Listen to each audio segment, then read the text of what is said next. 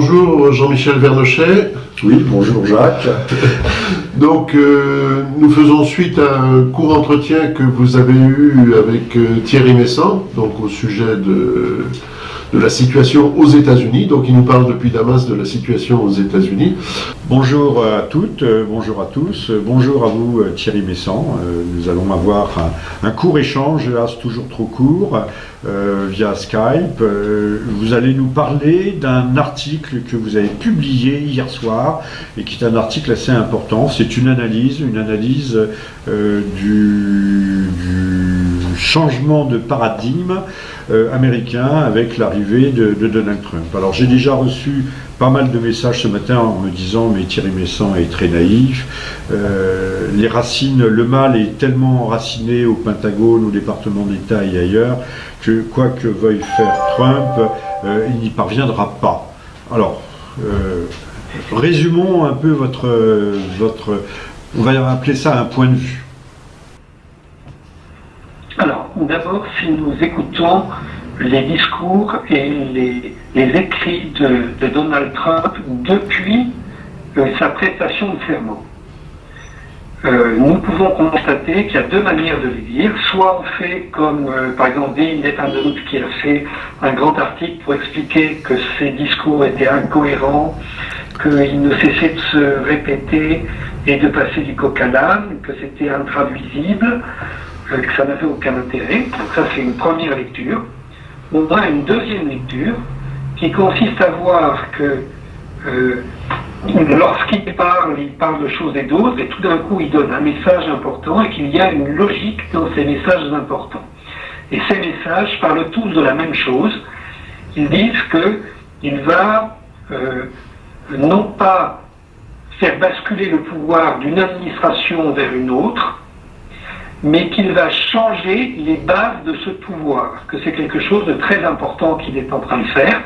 Donc, si on regarde ça, on peut dire, bon, il continue sa campagne électorale, il ne s'est pas rendu compte qu'il était élu, ou on peut dire, il parle de ce qui se passe dans son pays depuis 15 ans, où le pouvoir a été confisqué par un petit groupe à l'occasion du 11 septembre 2001.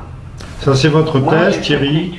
C'est votre thèse, à savoir que le 11 septembre est un coup d'État intérieur et que certaines équipes en ont remplacé d'autres, M. Bush ayant été mis entre parenthèses à cette occasion. Pendant 15 ans, j'ai expliqué qu'il y avait deux pouvoirs à Washington et que, en définitive, l'ensemble des actions militaires était décidé par l'État profond et imposé à la Maison-Blanche.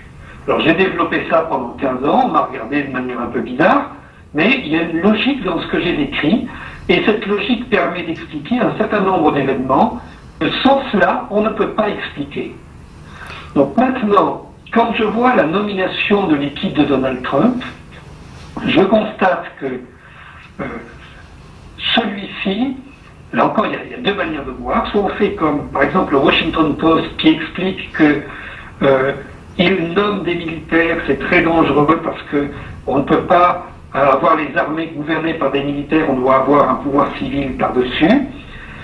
Et il dit que Donald Trump prend ses ministres un petit peu au hasard, sans qu'il y ait de lien entre eux au préalable. Soit on peut constater, alors ça je suis très surpris parce que je suis seul à faire ce constat, que les militaires qui ont été choisis par Donald Trump sont ceux-là même dont j'explique depuis 15 ans qu'ils s'opposent aux gens du 11 septembre. Il y a eu deux grandes révoltes chez les militaires, une en 2003 contre Paul Bremer en Irak, dont Paul Bremer était appuyé par l'État profond. Il avait créé ce qu'on appelait l'autorité provisoire de la coalition, qui, contrairement à son nom, n'a jamais été décidée par la coalition, mais qui était un organisme privé. Il y a un document du service de recherche du Congrès, diffusé à tous les parlementaires au Congrès des États-Unis, qui explique que cette autorité provisoire de la coalition, ça n'était pas ce que l'on disait, mais que c'était un organisme privé. Donc, ces gens-là se sont révoltés contre cette autorité provisoire de la coalition, puis finalement ils sont rentrés dans le rang. Il y a eu une deuxième révolte en 2007 au sujet de la guerre contre l'Iran. On a parlé alors de la révolte des généraux dans les grands journaux américains. C'est pas moi qui l'ai inventé, ça. Hein, bon. Donc, les gens qui ont participé à ces deux grandes révoltes, c'était d'abord Michael Flynn, l'actuel conseiller de sécurité, puis c'était le général Mattis, qui est maintenant le nouveau secrétaire à la défense, et enfin le général Kelly, qui est maintenant le nouveau chargé de la sécurité de la patrie, la Homeland Security. Donc, ce que je constate, c'est que Donald Trump est en train de composer son équipe avec les gens qui se sont révoltés contre ce système. Et que dans tous ses discours, il ne cesse de répéter que son objectif est de détruire Daesh. Et de détruire le fait que la CIA, les services secrets en général, se sont appuyés au cours des dernières années sur le terrorisme islamique. Et moi aussi. Alors, vous n'êtes pas forcé de me croire puisque personne ne le dit pour le moment. Mais je peux vous dire que dans les heures qui ont suivi la prestation de serment de Donald Trump, les contacts entre les États-Unis, la Russie et la Syrie ont commencé, et non seulement les contacts, mais les opérations militaires ont commencé. Oui, et il y a eu un bombardement avec un B-52 sur des positions de Daesh et une centaine de morts. Il y a eu également un autre bombardement sur des positions de Jabhat al-Nusra qui s'appelle aujourd'hui, qui ne s'appelle plus jamais, c'est la branche d'Al-Qaïda, 40 morts. C'était, je ne connais pas la chronologie exacte, mais c'était au moment où juste après la prise de serment. Il y a eu également l'assassinat du responsable financier d'Al-Qaïda, dont on ne parle pas. Et il y a eu une opération russe et syrienne qui a été menée sur des renseignements qui ont été directement donnés par les États-Unis. Alors Thierry, malheureusement on ne va pas prolonger immensément cet entretien. Nous le reprendrons si vous le voulez bien la semaine prochaine, mais alors je voudrais tout de suite que vous me donniez votre sentiment sur les chances de réussite de Donald Trump il n'est pas allé à Canossa, mais il s'est rendu à la CIA. On sait que la CIA était très hostile à son arrivée aux affaires, au poste de pilotage, sachant que au fond Daesh, ce sont des mercenaires de la CIA et que cela va remettre en cause une partie du pouvoir des services spéciaux américains, et notamment de la CIA, sachant que les services ne sont pas 1, ni 2, ni 3, mais entre 15 et 20, on a trop tendance à l'oublier. Alors, je ne pense pas que c'est cela qui va se passer, parce que le général Flynn a un projet de réforme de l'ensemble des agences de renseignement. J'ai déjà publié là-dessus il y a plus d'un mois pour expliquer son projet. Il se trouve que Madame Clinton et Monsieur Podesta ont très mal pris cet article et ont fait une campagne après parce que ils ont vu à travers des tweets à leurs yeux, il y aurait des liens entre le général Flynn et moi. En tout cas, la proposition du général Flynn, c'est de changer l'objectif même des services secrets. Actuellement, ces services secrets, ils fonctionnent tel qu'on le voit dans la série 24 heures. C'est-à-dire, ils doivent être capables à n'importe quel moment de dire où se trouve tel ennemi, et ils doivent être capables de l'intercepter ou de le tuer. Ce qu'il faut à merveille, c'est le crime organisé maintenant. Mais le rôle d'un service de renseignement, c'est pas du tout ça. Le rôle d'un service de renseignement, normalement, c'est d'arriver à anticiper les événements, donc de correctement analyser ce qui se passe dans les États étrangers, qu'ils soient amis ou neutres. Or ça, aujourd'hui, ils en sont totalement incapables. C'est pour revenir à ça que Michael Flynn a conçu toute une réforme structurelle des services de renseignement. Si on regarde le discours qui a été prononcé par Donald Trump à la CIA, il y est allé accompagné, non pas de Mike Pompeo, le nouveau directeur, parce que celui-ci n'a toujours pas été confirmé par le Congrès, mais il y est allé avec Michael Flynn. Et dans son discours, il a expliqué à nouveau que son seul objectif, c'était la destruction du terrorisme islamique. Et il a essayé de montrer que l'opposition qu'il avait auparavant avec John Brennan, l'ancien directeur de la CIA, c'était une opposition politique vis-à-vis du directeur sur la question russe, mais il faisait parfaitement confiance aux gens de la CIA eux-mêmes et qu'il voulait leur redonner leur vrai travail.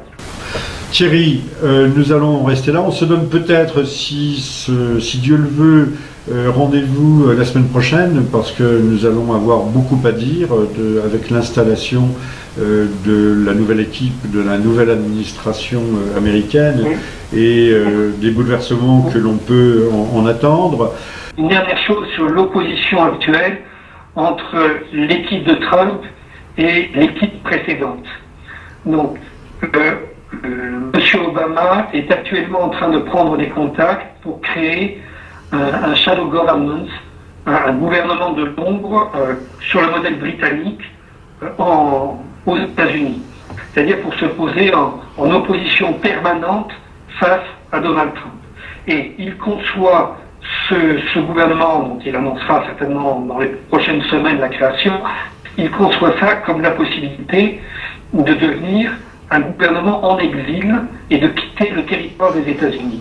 Donc il faut se rendre compte que cette lutte devient absolument terrible, qu'on doit s'attendre dans les prochains mois à un affrontement qui aurait dû avoir lieu en 2001, mais qui va avoir lieu maintenant. Et Donald Trump a également signé un décret l'autre jour, que personne n'a compris apparemment, où il disait qu'on n'a pas le droit de subventionner des associations qui défendent l'IVG quand elles reçoivent de l'argent de l'étranger. Alors, c'est pas du tout quelque chose contre l'IVG, c'est pas du tout ça. Ce qui est la grande marche des femmes qui a eu lieu le 21 janvier et qui a réuni plus de monde qu'à son investiture, cette marche a été organisée par des associations qui se présentent comme féministes et qui sont subventionnées par George Soros depuis l'Europe centrale. Donc il a cherché à interdire qu'on cumule l'argent de ce lobby avec l'argent de l'État fédéral. Voilà. Mais ce qu'on a vu avec les révolutions colorées à l'extérieur des États-Unis, ils sont en train de préparer ça aux États-Unis. Donc on peut s'attendre à ce qu'il y ait de graves turbulences, mais nous y reviendrons, mais également peut-être en Europe, puisque le véritable champ de bataille des États-Unis et des différentes factions, c'est aussi l'Europe. Et d'ailleurs, vous avez signalé que George Soros agit depuis l'Europe orientale, ce qu'on appelait l'Europe de l'Est. Et on sait qu'en son temps, M. Poutine avait fait interdire les ONG à subvention, à financement extérieur. Et c'était relativement bien vu, même si ici, cela a déclenché des cris d'orfraie. Thierry, on se donne rendez-vous peut-être pour la semaine prochaine, si vous êtes disponible. Et je rappelle que il y a Snowden à Moscou, il y a Assange à Londres, mais que vous, Thierry Messon, vous êtes français, lanceur d'alerte, et que vous êtes à Damas, et pour les mêmes raisons qu'Assange ou que Snowden, et qu'il faudrait aussi que si demain il y avait un changement d'équipe gouvernementale en France, on songe peut-être à vous réouvrir les portes de la mère patrie. C'est très gentil. À très bientôt Thierry. Portez-vous bien, je suis très heureux que vous ayez à nouveau de l'eau, puisque vous en avez manqué pendant un mois. Mais ça, on ne dit pas que la guerre fait des dégâts collatéraux en Syrie. À très bientôt Thierry. Au revoir. À très bientôt. Donc on va continuer sur cette situation aux États-Unis, mais depuis la France, si vous voulez bien. Et oui, c'est pas tout à fait le même angle. Voilà, c'est ça. Donc on a vu récemment fleurir les émissions sur Donald Trump, y compris hier soir sur France 5, je crois que ça s'appelle France 5. Oui. Que j'ai regardé. Madame Carrère d'Ancos, qui s'est fendue d'une émission, mais abominable. Enfin, on se demande où elle a pu. Est-ce que c'est une journaliste encore? Est-ce qu'elle ferait mieux de s'occuper de la santé? C'est Claire Dancos, je ne crois pas. Oui. J'ai cru reconnaître une journaliste qui présentait des émissions de santé. Voilà, c'est ça. Elle s'appelle Claire Dancos. Oui. Comme la secrétaire générale de. La secrétaire perpétuelle de l'Académie française. C'est sa mère. À qui est sa mère? Elle est pas belle. Hein. Je parle de la jeune. Elle n'a pas l'allure, de la mère. Non, elle n'a pas la grâce de la mère. Donc, alors, c'est une émission abominable. Enfin, je ne sais pas qui peut se permettre de faire une émission pareille. Nulle, avec un documentaire nul. Oui. Nul, partial, comme d'habitude. Dépréciative, on ne va pas dire dénigrant, mais dépréciative. Oui. On a vu même une équipe de branques, ce qu'on appellerait une équipe de branques en France, tirée à la carabine, milices, voilà, qui veulent se promener armés. Oui. Donc c'est toujours les mêmes épouvantails que l'on agite. Voilà. Il n'y avait pas le Ku Klux Klan là, cette année, mais bon, ils ça sera pour la prochaine fois peut-être. J'ai regardé cette émission qui effectivement signalait par sa nullité. Pour qui roule la presse française? Est-il utile de le demander? Alors il y a quand même un bon point. La semaine dernière, j'avais noté, et je n'avais pas cité son nom, il s'agit de Sophia Aram, une petite humoriste de France Inter. Alors je l'attendais au tournant ce lundi, à 9h-5, à la matinale de monsieur Patrick Cohen. Elle n'était pas là, parce que l'autre fois, elle avait dépassé toutes les limites et toutes les bornes dans l'ordure à propos de Trump. Mais au fond, elle était dans le ton, dans la ligne. Je ne sais pas... Il y a quelque chose d'irrationnel dans cette haine, dans cette charge de haine. Il faut dire que Trump fait peur, alors peut-être à juste titre, parce que s'il applique son programme, effectivement, il y a de quoi avoir peur. Et comme l'a dit Thierry Messant, il veut peut-être revenir en arrière, nettoyer l'administration américaine et les élites, l'establishment, de ceux qui ont pris le pouvoir à l'occasion du 11 septembre 2001. Si c'est cela, effectivement, il fait peur. Également, Trump apparaît comme un monstre. On dit, alors, Monsieur Messant, Thierry, nous signalait la fameuse marche des femmes, où les femmes avaient des petits bonnets roses avec des petites oreilles de chat. C'est parce que c'est Pussy Hat, pour Pussycat, mais on sait que en français comme en anglais, les chats au féminin désignent aussi autre chose de l'anatomie féminine. Voilà. Que ces femmes, en fait, étaient financées par Soros. Il faut aussi savoir qui pilote Soros. C'est un vieux monsieur qui, je crois, est en train de déléguer à son fils, beaucoup plus jeune, un quarantenaire, mais derrière, il y a l'empire de la Cité de Londres. Il y a la maison avec un M majuscule, la maison Rothschild, la maison à l'écu rouge, qui sont peut-être les grands Illuminati, pardon pour ceux qui seront choqués, ceux qui ont la vision globale, globaliste, globalisante, mondialiste d'un nouvel ordre mondial qui fait la synthèse entre l'hypercapitalisme et le communisme. C'est-à-dire, je résume ça en général en disant qu'il s'agit de la termitière humaine, avec des peuples, tout le monde, une humanité prolétaire, et puis l'hyperclasse de M. Attali, éclairée, illuminée, celle de M. Payon aussi, qui nous explique que la laïcité étant une religion, elle est à la fois illuministe et kabbaliste. C'est M. Payon qui le dit, c'est pas moi. Hein, on trouve la vidéo partout. Alors, la presse française, et j'en termine là-dessus, la presse française est, c'est pas, elle est innommable, ineffable, innommable. Ces gens n'ont, je sais pas, aucune distance critique, ni même aucune décence. C'est tout à fait stupéfiant. On pourrait laisser à M.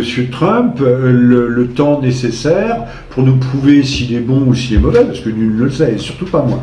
Remarquez que les manifestations ont commencé le jour même de son intronisation, de sa prestation de serment.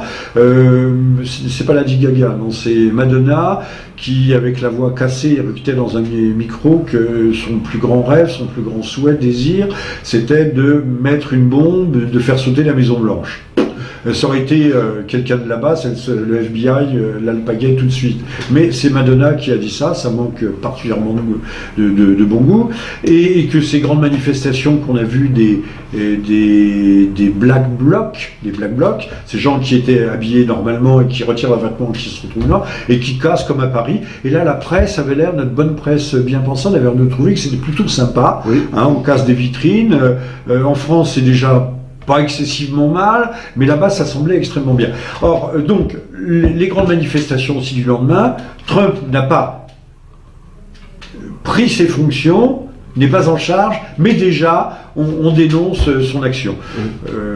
C'est l'attitude de la presse française, ça s'appelle un procès d'intention. Oui. Alors, continuons sur cette émission d'hier soir. On nous montrait aussi des gens de la classe moyenne, donc des chefs d'équipe dans l'industrie, dans les houillères, dans l'industrie, etc., qui avaient voté Trump et qui en espéraient beaucoup. Et on laissait suggérer que c'était le nouveau fascisme. Alors, est-ce que le fascisme c'était ça ou ces gens, alors on va dire que c'est corporatif mais au sens français. Vous voyez des houillères qui produisaient par an 50 000 tonnes de charbon et qui n'en produisent plus que 30 000,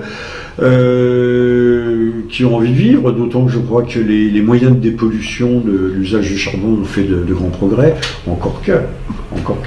Vous savez qu'aujourd'hui, comme hier, sur le nord de la France, il y a un nuage de pollution.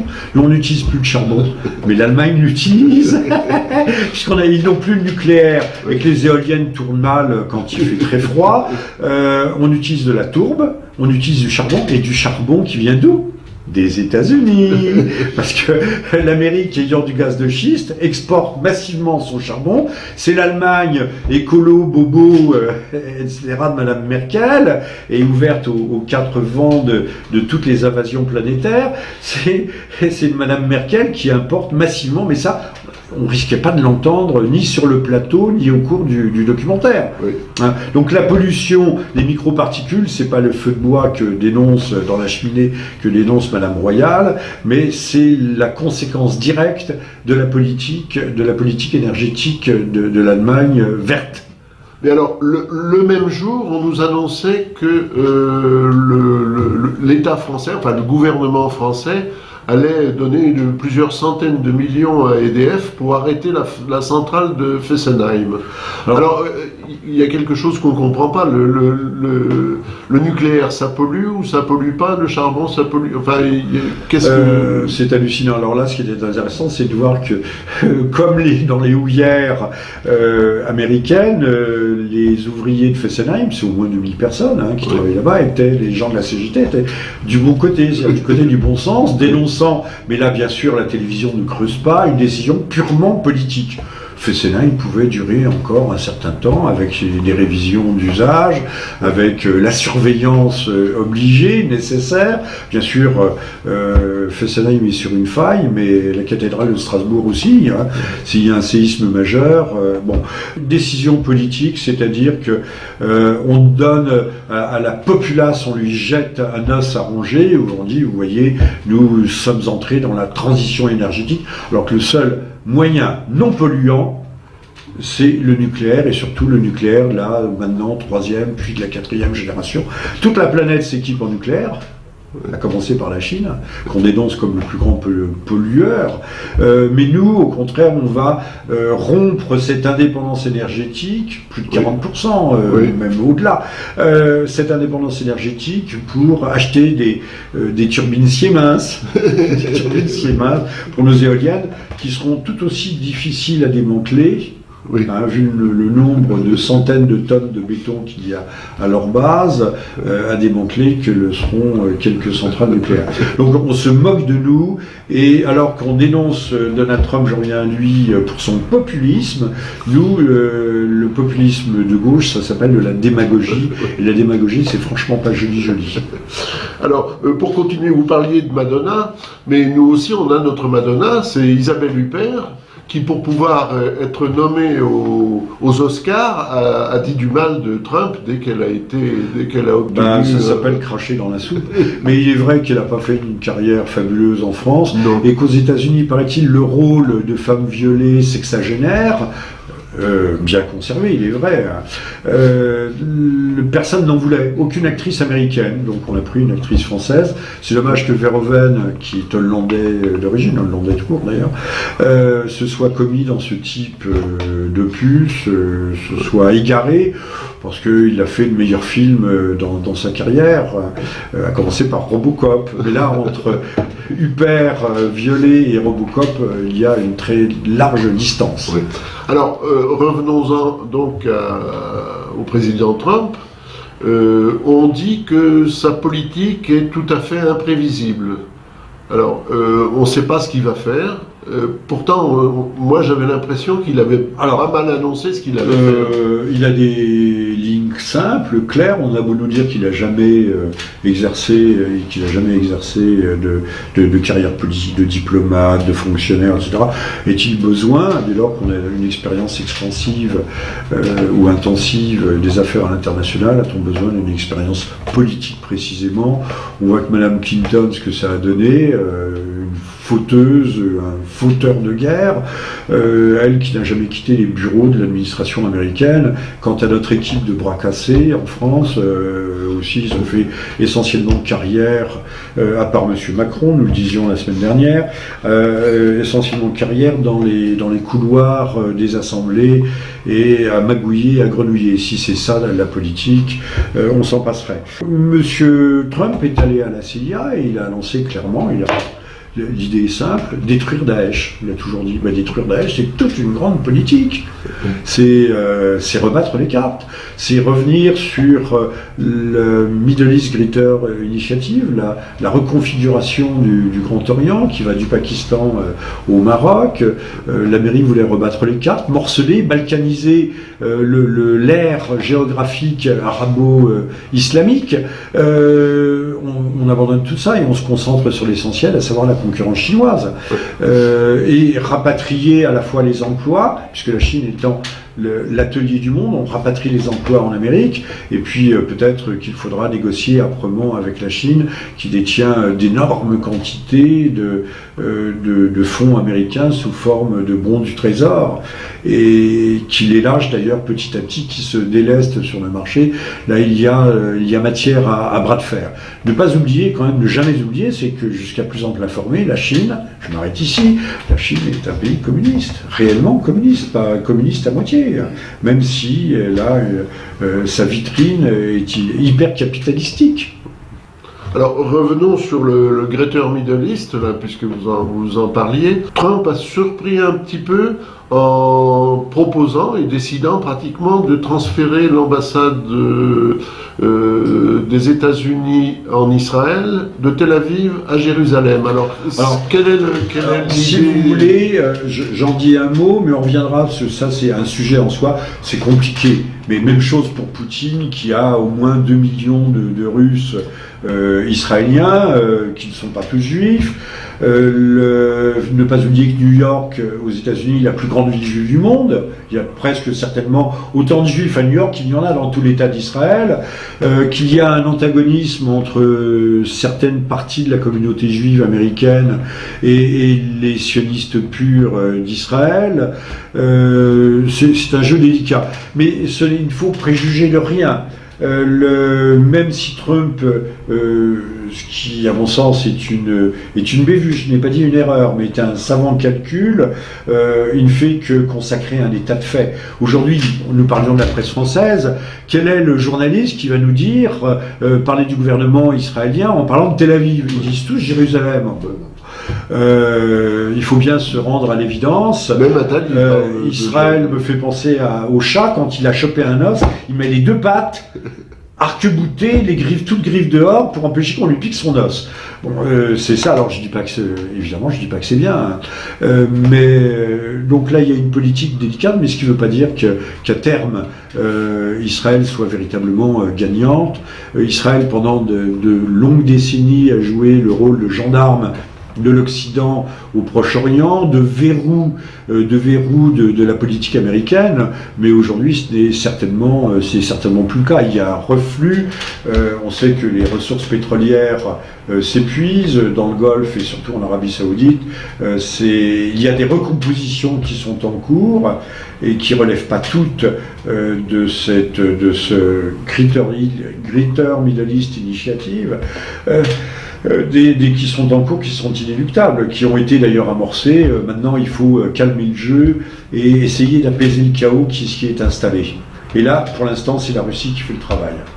Alors, même question au sujet de l'Iran. Il est question de renégocier l'accord qui avait été passé par Obama avec l'Iran. Qu'est-ce que... Thierry Messant nous le disait, parfois il faut faire la mesure, l'équilibre entre les grands effets d'annonce de Trump et ce que disent ces déjà nommés conseillers, même si tous ne sont pas avalisés par le Congrès.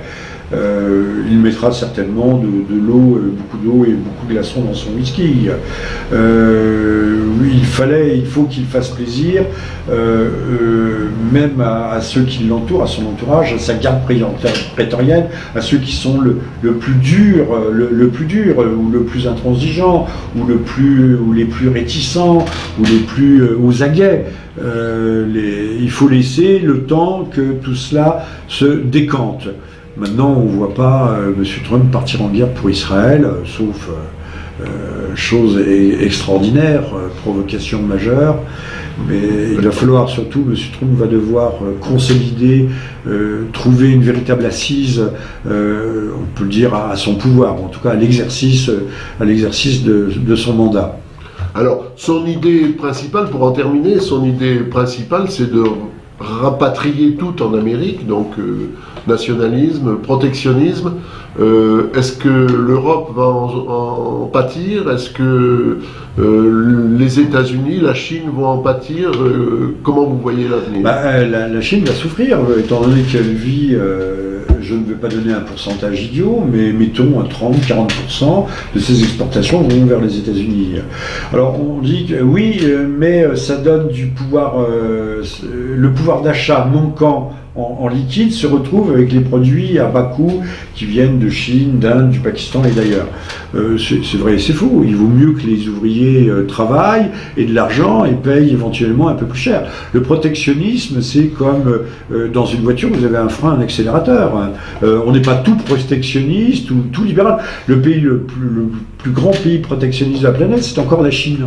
Alors, on ne voit pas pourquoi les règles ne seraient pas équilibrées, pourquoi il n'y aurait pas un parallélisme dans les dispositions. Si la Chine se protège, les États-Unis et l'Europe doivent le faire. Mais il faudrait le faire comme le disait notre prix Nobel, aujourd'hui fort oublié, Maurice Allais, qui a écrit quelques bons papiers dans le Figaro à la fin de sa vie. Le protectionnisme, il ne faut pas le faire au niveau de la France. Nous n'avons pas un marché d'échelle suffisante. Il faut le faire au niveau de l'Europe. Mais ça, il faudrait une véritable Europe, et non pas une Europe, une simili-Europe qui n'en est pas une, qui est une Europe verbale, à savoir l'Union européenne, qui n'a rien à voir avec une Europe puissance économique, voire plus ultérieurement puissance politique. Alors, pour en terminer, est-ce que vous voyez un Trump sortir en Europe, justement, qui soit capable de lancer ce mouvement? Je ne veux pas faire de mauvaise plaisanterie.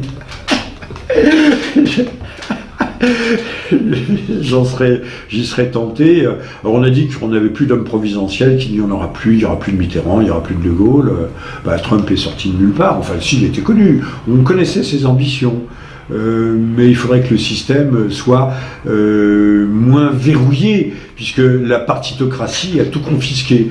Je donne un exemple, on nous a fait croire qu'on avait institué, M. Sarkozy, un référendum d'initiative populaire. C'est une vaste plaisanterie, c'était un mensonge.